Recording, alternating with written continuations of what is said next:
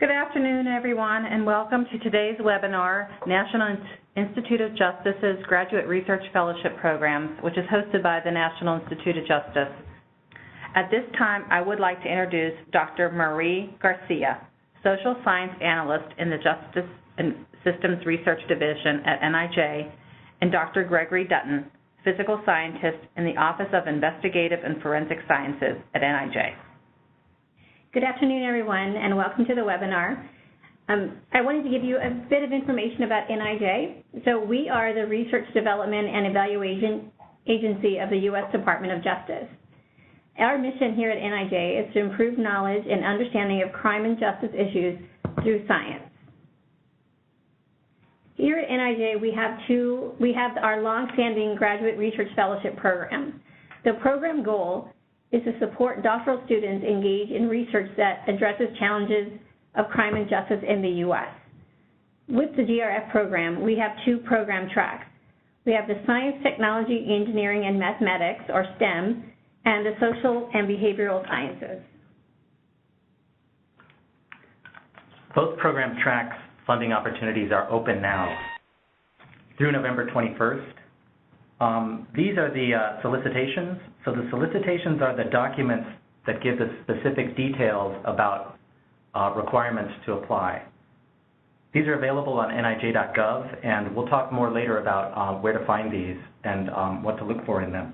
Review these carefully for the specific program requirements.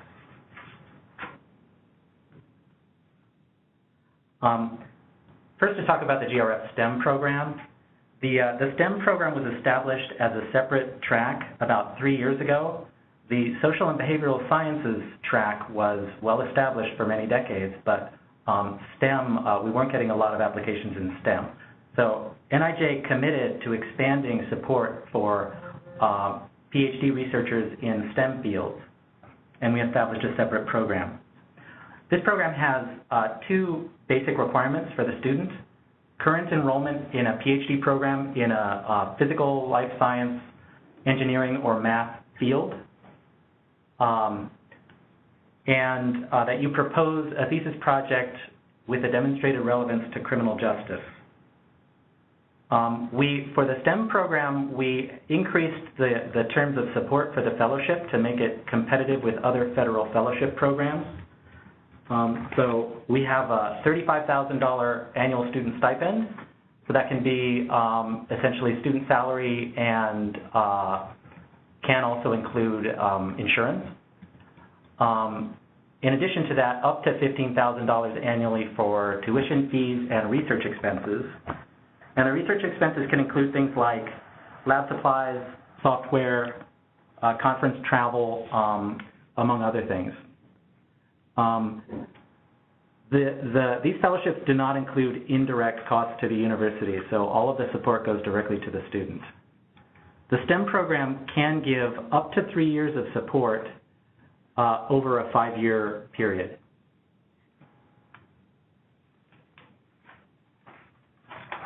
In the STEM track, the student can be at any stage in their graduate career when they apply, as long as they're enrolled. This is different from the Social and Behavioral Sciences track, as we'll hear later. But the fellowship will only support you after your thesis topic is approved, when you're in the active research phase. So you can be awarded a fellowship before that point, but the fellowship will be inactive until your topic is approved. NIJ has committed to supporting the STEM program long term. Last year we awarded 22 fellows, and we expect to award at least 20 new fellowships every year going forward. Just to give you a sense of some of the fields that are included in the STEM program, and it's not limited to these, but you can see that we cover essentially all of the physical and life sciences, engineering, math, anything that could be construed as STEM, excluding the social sciences. And also, I should also note that you can also look and see a list of the current fellows to get a sense of the types of disciplines that they're coming from. But please don't consider the fields to be limited to those.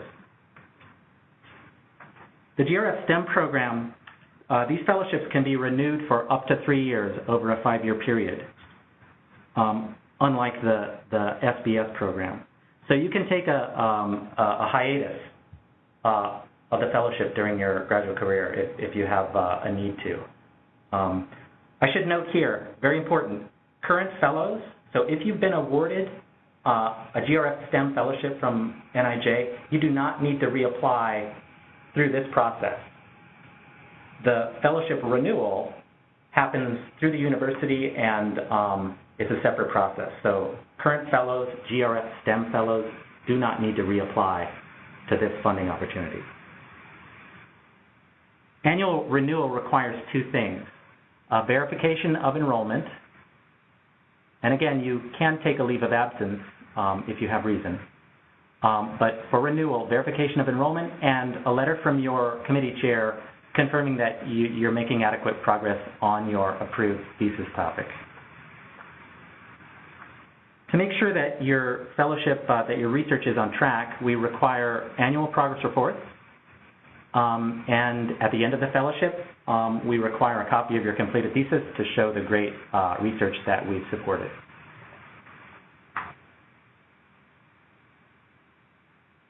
Just to give you, to highlight a couple of recent fellows, to give you a sense of what some of our fellows are doing.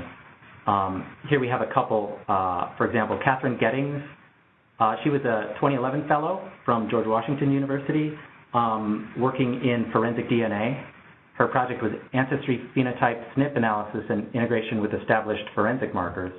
I believe she's now a staff scientist at NIST, so a very successful former fellow. Also, we have Christy Mancuso. She's a 2014 fellow from the University of Utah in analytical chemistry. Her project is fingernails as recorders of region of origin and travel history.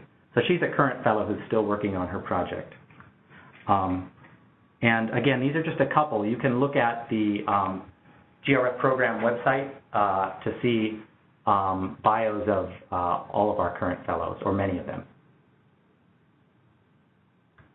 Okay, so now on to the Social and Behavioral Sciences program. The fellowship amount is up to $32,000 to support the final phase of your dissertation research. Like STEM, we allow the funding amount to cover a variety of allowable costs. This can include conference fees, technology that you need to complete your research, and other allowable expenses. So the fellowship requirements are somewhat different here. We require a current enrollment in the PhD program in SBS discipline and the completion of required coursework, comprehensive exams, and advancement to candidacy. So to be clear, and as stated in the solicitation, these requirements must be completed at the time an award is made. You do not have to have these completed by November 21st. So we have several project deliverables for the social and behavioral sciences. First, we require 2 annual progress reports so that you can let NIJ know about the research that you're engaged in and any issues that we can help you with and any of the exciting research findings that you have thus far. And upon completion, we'll need an official copy of your defended dissertation that has been signed off by your committee and your university. And in FY16, we made 7 awards, up to $222,000. In FY17, we hope to double this. We hope to award as many innovative proposals as possible. And here are 2 examples of our recent GRF fellows. Both Leyland and Naomi have completed their GRF fellowship with NIJ. Leyland was from the Department of Criminal Justice at Temple University, and he is now an assistant professor at Drexel University in Philadelphia. Naomi was a 2013 fellow in the Department of Sociology at Princeton University, and she did her research on offender reintegration and the use of smartphone technology to find employment. And she's currently an assistant professor at the University of California, Irvine. And as Greg mentioned, you can go onto our webpage to see the diversity of our fellows, their research, and the disciplines that they come from. So with regard to the social and behavioral sciences, this is a difference from STEM. We do not allow first and second year students who have not completed our requirements. Students who are successful and receive awards from the SBS must be in the final stages of their doctoral research. Additionally, the SBS fellowship supports only PhD or other social and behavioral science doctoral students. Terminal degrees, such as a master's degree or a JD, would not be eligible for this program. And unlike the STEM, our funds are one-time awards. Again, you can be awarded up to $32,000. We will not make additional funds available at a later date.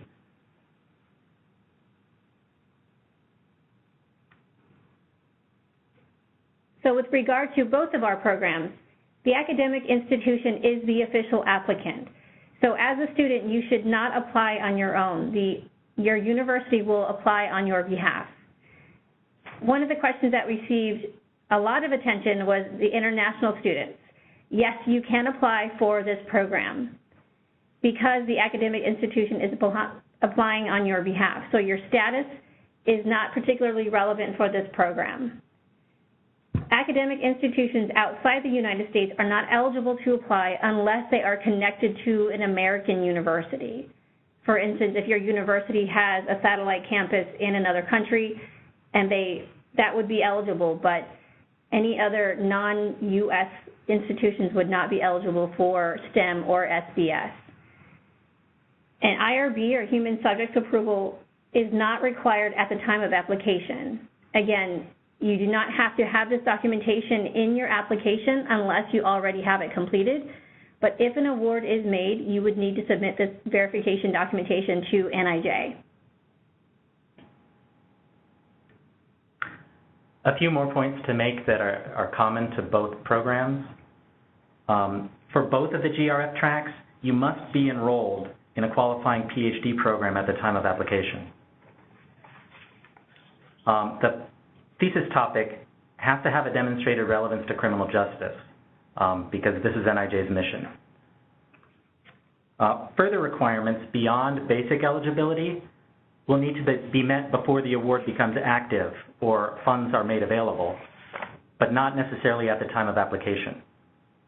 So see the solicitation for specific details about what's required when you apply and what's necessary for funds to be made available later. So what can you do now? First, get the solicitation at nij.gov and read it carefully for eligibility and for details of application requirements, what needs to be included in an application. Very important, get in touch with your university grants office. So this might be called the Office of Sponsored Programs or Office of Sponsored Research, but every university has an office that works to help anyone associated with the university to get federal grant funding, and they will help you. They have a lot of experience in doing this. Remember, the university is the official applicant, and they'll submit the application on your behalf, so you must work through them. Contact them early so that you can both get started. Next, start assembling the application materials. So you're going to have to give your university office several pieces that are required for the application. First of all, write the program narrative. This is the proposal text. So this is the most important piece of the application, and of course you should get working on it early. See the solicitation for details about formatting and requirements for the proposal. Ask for letters of support. Do this early. You never know how long it might take your advisor to actually give you a letter. Get enrollment verification. This is, again, one of the basic requirements of the application.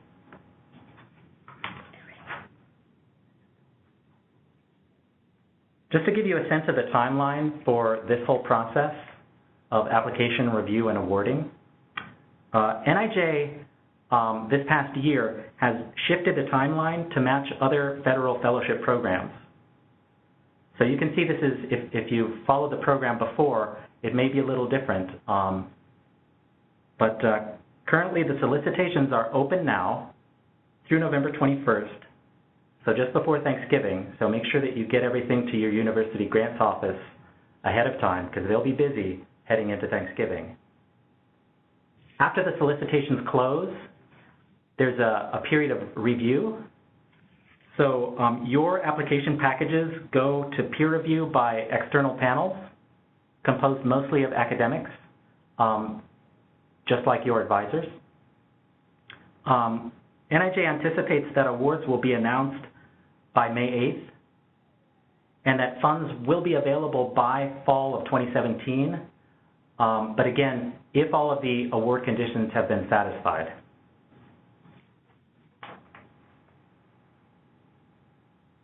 So where can you go to learn more? Go to nij.gov, click on the Funding and Awards tab, and you can find the current funding for the solicitation documents that we were referring to with all of the details of how to apply. Awards made by NIJ shows past awards.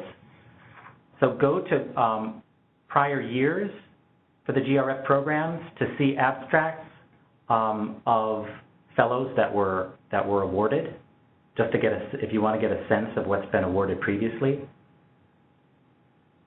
There are FAQs for information also, and we'll show you some links later, but you can go to nij.gov/GRF for the program page for all of this information together in one spot.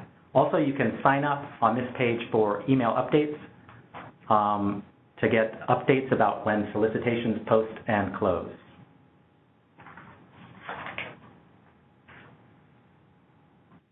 Okay, now we're going to answer some of the questions that we received prior to the webinar today. The most common question was, I'm an international student, can I apply? And the answer is yes. Again, the university is the official applicant, so international students studying here in the U.S. at an accredited academic institution can apply to the GRF program. Another common question we received was, am I allowed to be part of the Graduate Research Fellowship Program while I have a full-time job? And the answer is yes. NIJ does not have prohibitions on employment. However, you are encouraged to check in with your university and your department about whether they have employment restrictions for their students. Another question that we received was, are there any previous successful applications that we can see on the website? And the answer is yes. We do have several applications on our webpage at nij.gov that you can review, but please note, none of these are GRF applications. They are the full 30-page proposal narratives from the larger request for proposals that we put out every year. So you can get an idea about what we're looking for with regard to content and substance, but these are not specific to the GRF program. Again, another common question we received was about funding amounts. As Greg and I specified, STEM and SBS have different funding amounts and the points at which funding can be made available. So please make sure you check the solicitation that is specific to your discipline to see what those requirements are.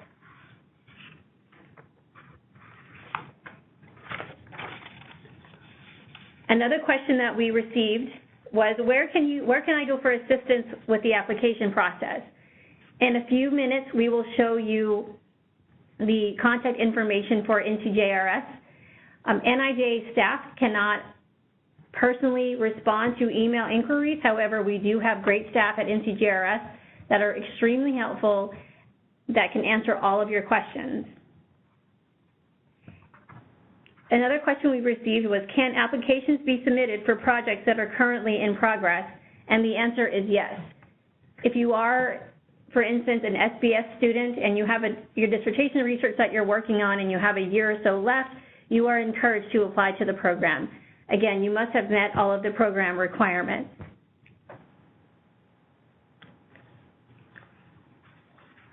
Let's see.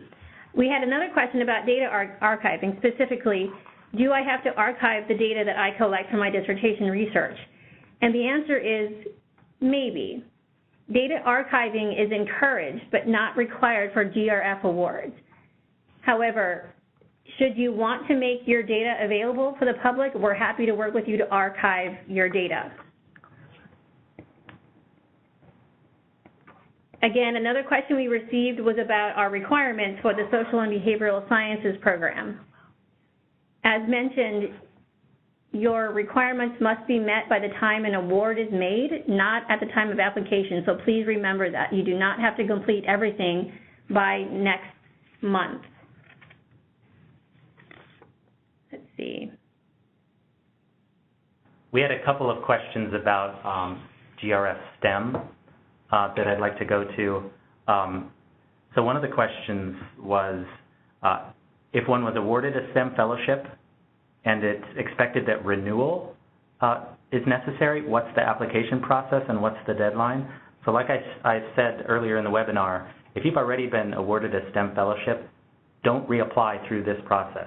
You've already been awarded. The renewal process is simpler and basically goes through your university. So we're working with your university to renew. You don't need to do anything on that count. There was a question about start date. Is there one specific start date for all awardees? For example, September 1st, October 1st, or will they differ based on the awardee or the grant program? So I can say about the STEM program, the default start date is August 1st.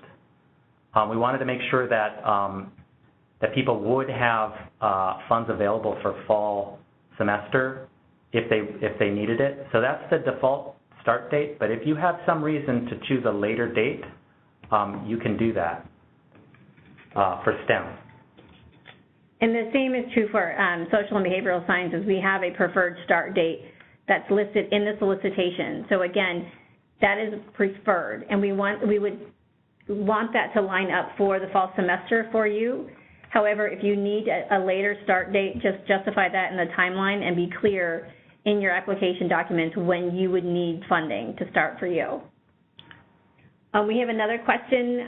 How many people applied to the GRF, Social and Behavioral Sciences, in 2016? And the answer is close to 70. We had close to 70 applications this year.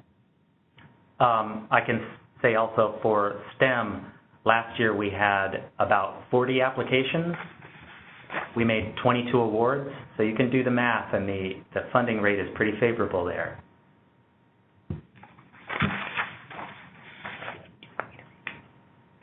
We had another question specifically about STEM, I think.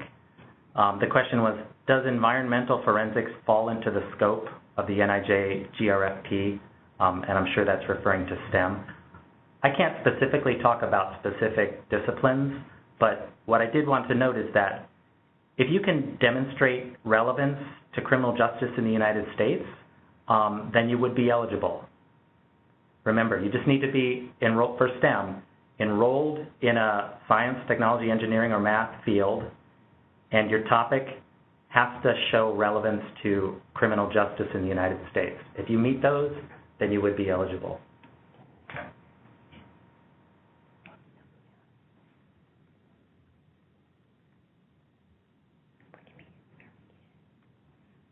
Okay, so we had another question. What can be used as enrollment verification? Yeah, so enrollment verification, you can use a transcript if it, includes the current term. So you can use a transcript. Unofficial transcripts are fine. You could use a letter from your registrar. So there's no one specific document, but look in the solicitation for a little more guidance on that, but basically we just want something from your university verifying that you're enrolled. So registrar would be a good place to start. Okay, we have another question. I would like to know if there's a similar mission related to the Du Bois program and if there are topics that are more funded over others in the SBS Fellowship. The SBS Fellowship, like STEM, is open to any and all questions related to criminal justice. So we do not fund any particular topic like offender reentry over school safety, for instance. We will fund any and all topics as long as the science is innovative and it addresses issues related to criminal justice.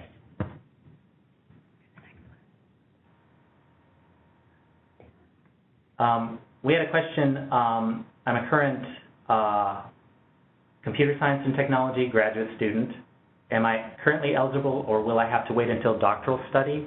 I'm not quite sure there, but you do need to be currently enrolled in a PhD program in order to apply for both of the tracks. Okay. Is your list of STEM field the same as those used? I see. Yeah, so the question is about the list of STEM fields. Is it the same as those used for ICE for international students? I'm not sure exactly what that's referring to, but I just wanted to show that you know, for STEM, we're quite inclusive for what falls under STEM. Any science, engineering, math. We don't have a specific list that we go by, but all I can say is that the social sciences are carved out for the other track. Okay. Another question, can the award for the social and behavioral sciences be used for the stipend of the PhD student? And yes, that would be an allowable cost. You could pay for your tuition fees and registration fees, books, et cetera, insurance, at the university should you need to with the funding amount. Another question, how many social and behavioral science awards are you anticipating to make this year? To be honest, we don't have a limit, and we don't have a minimum or a maximum. We will fund, the director is committed to funding as many innovative projects as we receive. So I would encourage all of you to put your best foot forward and submit your application. We have a question. If you have a letter from your dissertation chair, do you also need a letter from the department head or other administrative individual? No, you don't. You only need a single letter from your dissertation chair, at least for STEM. Is it acceptable to submit a letter from a former employer or other recommender? No, that would not take the place of the letter from the dissertation chair or thesis advisor. Another question for the social and behavioral sciences. It appears that formal defense of the proposal is not necessary at the time of application, so long as the idea itself is approved and that you are a PhD candidate. Is that correct? That is partially true. Again, at the time of application, you have to at least be on your way to being qualified for the program. So make sure that based on your timeline, you will have met the other three requirements: advancement in candidacy, completion of your comps, and your coursework. The defense of the proposal is not necessary. However, you should be on your way to finishing that defense piece and submitting that documentation to NIJ. A question asks, are healthcare fields considered STEM or SBS, or does it depend upon the nature of the project?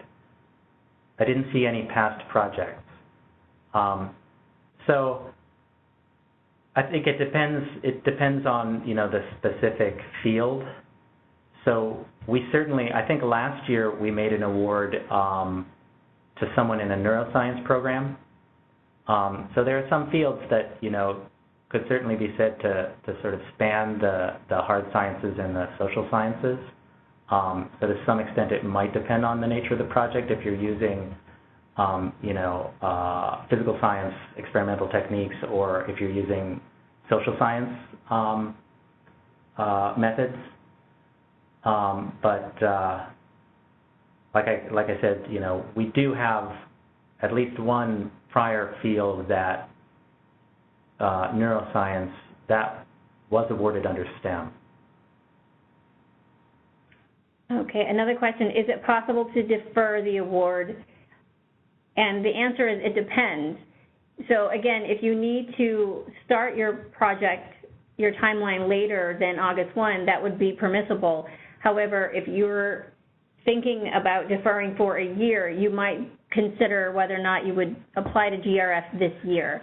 This is an annual solicitation, so please be sure to state in your timeline what you need in terms of deferment if you would need it, and then we can work with you on that.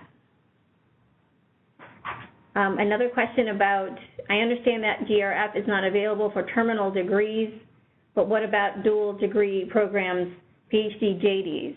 And the answer is you would have to have met the requirements for the social and behavioral sciences program.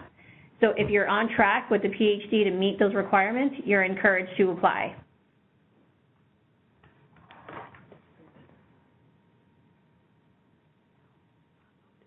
I see that there was some clarification made as to the healthcare field question before, and nursing was the program that was quoted. You know, if you show that your program is, you know, using experimental methods, that could qualify for STEM. But I can't make a specific statement about if that would be eligible or not. We have another question here.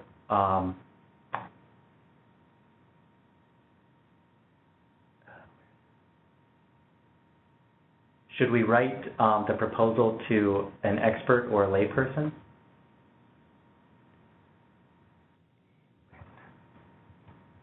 Yes, the proposals that you submit to our program will be reviewed by experts in the field, so individuals with both research and practitioner backgrounds. So you should essentially write this proposal like you would write it for your dissertation. It's essentially a small version of the proposal that you're writing for your research. So you should absolutely write it to an academic audience. Another question, I'm enrolled in a criminal justice program, but the analyses will require extensive use of GIS and programming. Should you apply for social science since you are in a CJ program? And the answer is, it depends. Again, we accept many of our social behavioral sciences students do use ArcGIS and other geography-based programming in their analyses.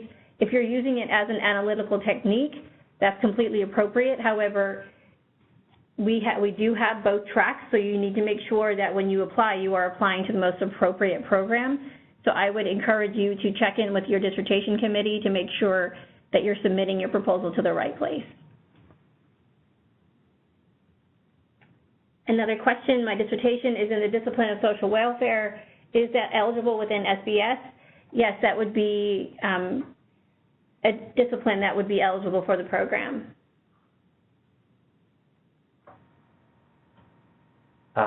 We have a question, can you be the PI on a current NIJ grant, not related to the school you're a student with, and also pursue the fellowship as a PhD student if the projects are separate, both related to criminal justice field, but different projects?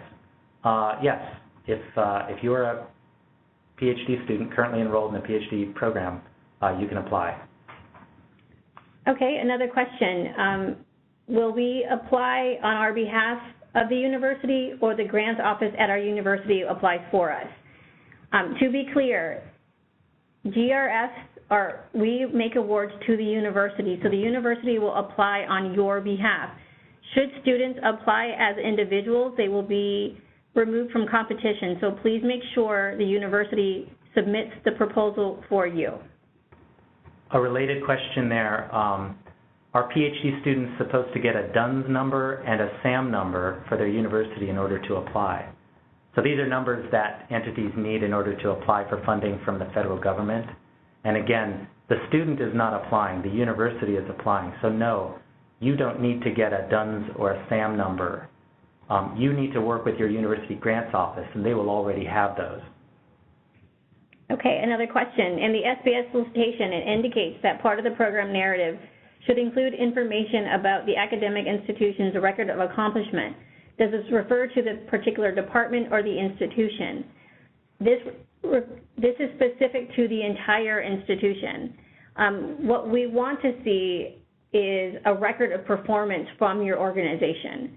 So we want to know how many awards that you've had from the organization has had from NIJ, and whether or not there have been any issues with the projects themselves. So this is an issue for the institution. So make sure it includes a comprehensive list of NIJ awards. And as a note, it should be included as an appendix or another file. Using that as part of your narrative would take up a lot of space, and we don't want to detract you from including all the important information that you need to in your narrative. So make sure you upload that list as an appendix or a separate file. There's a question about, would additional letters of support from other committee members outside of the chair be helpful, or will only the chair's letter be reviewed? So only the letter from the chair is required, and in terms of adding additional letters, I would encourage you to take the perspective of the reviewers. So hitting them with a ton of extra letters probably isn't going to be terribly helpful. If you have one extra person that you think the reviewers should get the perspective of, you might want to include that. Okay, another question. Looking under capabilities and competencies in the SBS solicitation, I wanted to clarify that we should include information about the institution in our narrative. Again, you want to include a list of awards that we've made to the institution as a separate file, but in the capabilities and competencies, this is really about the student and the dissertation chair and committee and their abilities to help you get your research completed. You can speak about the university, but I would encourage you to be very brief. But if you want to talk about the awards that NIJ has made to the organization, that's completely fine, but you don't want to include a long list of information about award making in that particular section.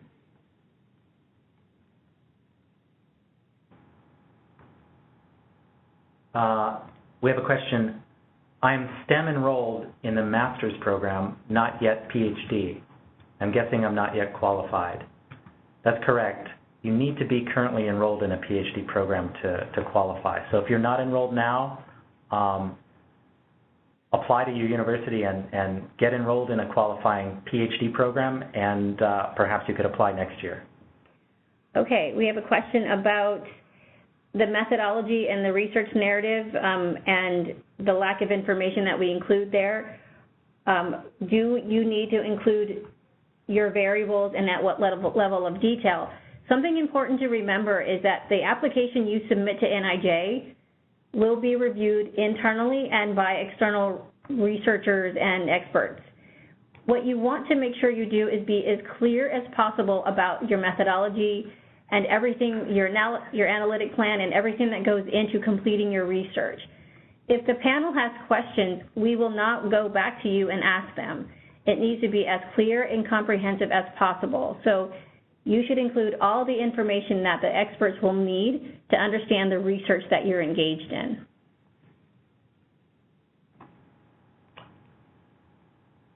There's a question that asks, I understand that the applications must be related to the mission of NIJ. Does this include NIJ's areas of interest and research goals? So these are things that are posted on the NIJ website.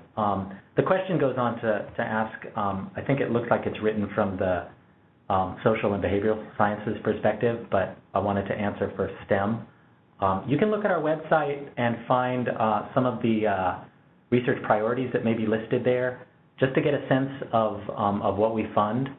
But the GRF program isn't limited to that. So we take the criminal justice in the U.S. Relevance requirement pretty broadly for STEM at least. So look at the NIJ website for maybe a little more info about what's currently going on in criminal justice research.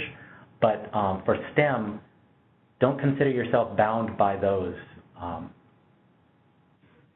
Okay, will the reviewers look at the spreadsheet of dissertation committee members, or do we need to detail each one of them and their background experience?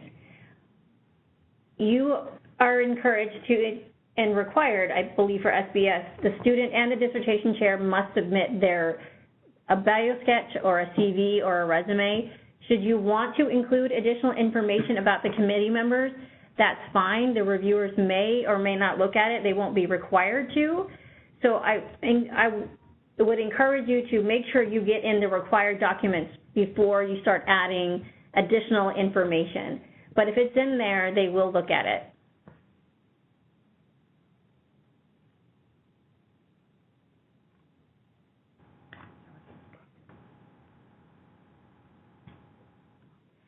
Okay, so we have a question about, I am about to defend my proposal if I am awarded the fellowship but complete my dissertation before the awards are given next fall.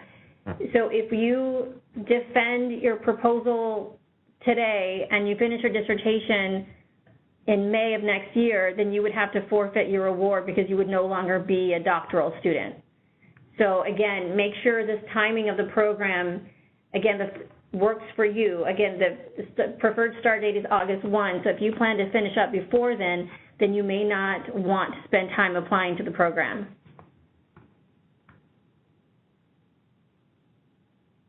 Oh, there's a question mentioning problems that you might have with opening the budget detail worksheet that's linked to in the announcement. Who should I contact? Contact NCJRS and mention that problem, and they will find a way to get you a good link. I've noticed that problem as well. Okay, so we have some other questions that were sent to us before the webinar started. And again, does the fellowship support grad students in master's programs or just PhDs? And again, the answer is just PhDs. We do not, students that are in JDs or master's programs would not be eligible.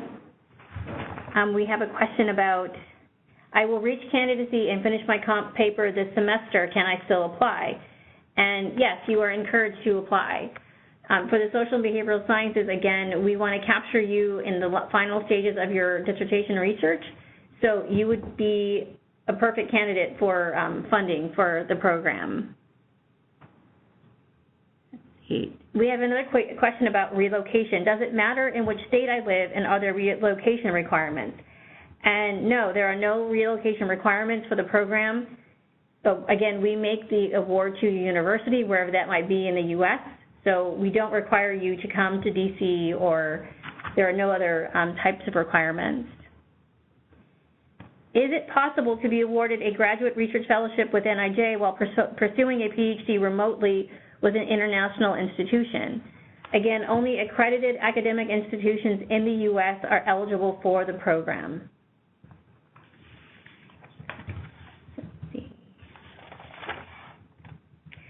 Another question we received, and Greg and I should both tackle this one, what is the most common mistake or reason a project is rejected?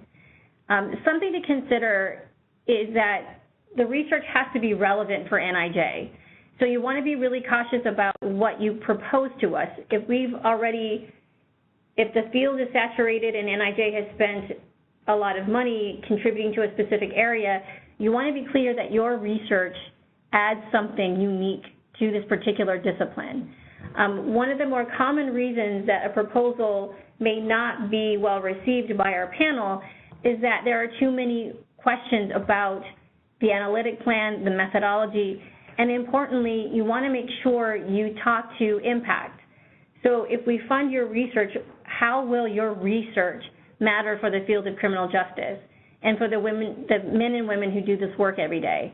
So you have to make sure that you connect your research and your possible findings with the day-to-day operations within the system. So I'd like to comment on the STEM point of view on that. So actually for STEM, since the STEM program is just getting established, we're not as strictly looking at the strict impact on criminal justice. We're looking to fund excellent science and engineering projects that have some relevance to criminal justice. But the important thing, at least for our reviewers, is that you have a strong project design. So this speaks more to what in NSF is, considered the criterion of intellectual merit, right? So we have a lower standard for criminal justice impact for the STEM program currently, because we're standing up the program. On the social and behavioral sciences side, they have a long-standing program, and they have the luxury of, I think, picking and choosing more than we do. So for STEM, focus on the quality of the experimental design, intellectual merit, and demonstrate some relevance to criminal justice.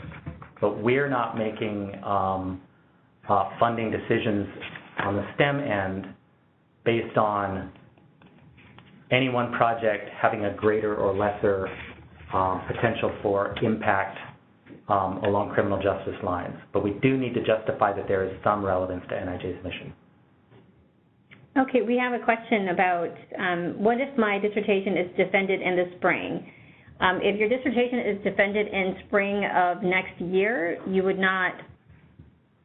probably would not want to spend time applying to the program, given that we would not be making awards until May.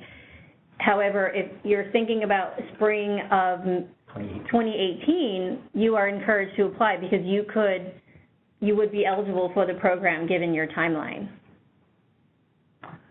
We have a question that states, I applied to the STEM award last year and was not given the award. I'm reapplying and was wondering if I need new human subject protection and privacy certificates, if nothing about them has changed. You do need new human subject and privacy. You may just have to get them updated with a new university signature and date. So you may not need to change any of the details about it if the project hasn't changed, but you do need to work with your university to re-sign those. Are there any common pitfalls that applicants may make that you could caution us against?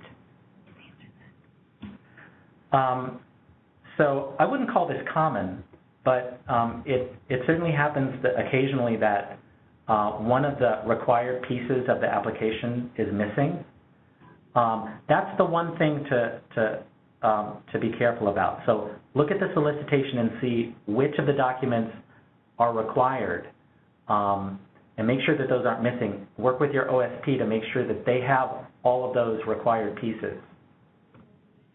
Yeah, to Greg's point, applications that do not have all of their required materials will be removed from competition. Now, this may sound harsh. However, this is an open and competitive competition. And in order to be transparent and fair, we have to let only those who are eligible compete. So please make sure that you get everything in that's required. You're also encouraged to submit as early as possible. After your submission, check the file to make sure that you submitted everything, because you can resubmit with additional documents up until the solicitation closes. So make sure you have everything that you need in your file. That's a good point that I want to also reiterate. Your university grants office, they're professionals who do this every day, applying to federal grants, but you'll make it a lot easier for them and make sure that you avoid any problems by getting the materials to them as early as possible.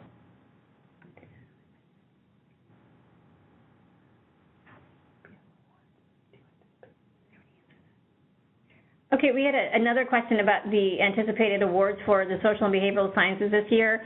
As mentioned, we don't have a ceiling or a floor on this, but we would like to fund maybe up to 20 or more than that, depending on funding availability and quality proposals.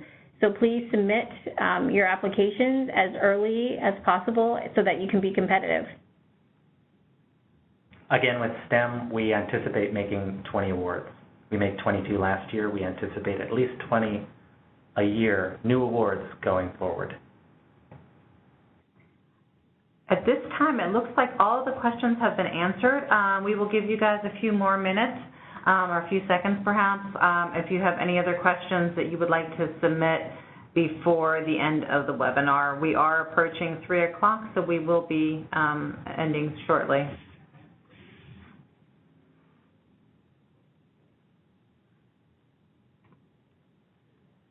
The slide that is viewable right now contains information about where to get more direction on the GRF program, as well as to get assistance with your application process by calling the National Criminal Justice Reference Service. As I mentioned earlier in the webinar, the slides and this webinar will be posted to the NIJ website in approximately 10 days. You will receive an email. That email will contain direct links to the webinar and the PowerPoint presentation, as well as an FAQ document. Okay, we have another question that says, your last statement about applying early makes me think this is competitive, but first come, first served. What we mean by submitting early is you want to give yourself enough time to look at your submission in case you've omitted required documents. If you have, you will have enough time to resubmit your proposal. This isn't first come, first served because we only view those that make the competition, and we move everyone forward in basically one big bucket. Yeah, review doesn't begin until all of the applications have been received and the solicitations have closed at the deadline. So, just have to say that the rare times that pieces of required documentation are missing usually happen when the university is submitting on the last day and someone makes a mistake. So try to get the materials to them ahead of time. And one thing to consider, and I may have mentioned this already, if you submitted at the last minute and you forgot something and the solicitation has closed, we won't reopen the competition and we won't allow any late submissions. So if the deadline has passed, you've missed your opportunity. So we want to encourage you, start your application, get all your letters of recommendation, get all of the information you need for a successful application in case there are mistakes that you can fix them before the deadline is closed. So start early.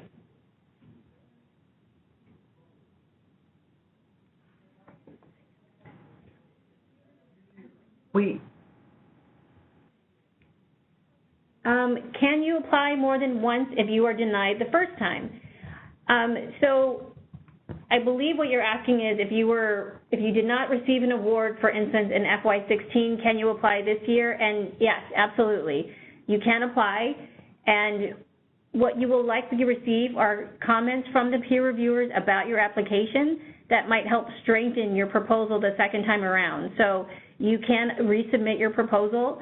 We do have a resubmission memo that we appreciate that you submit with the application so that we can see what areas you've strengthened and changed.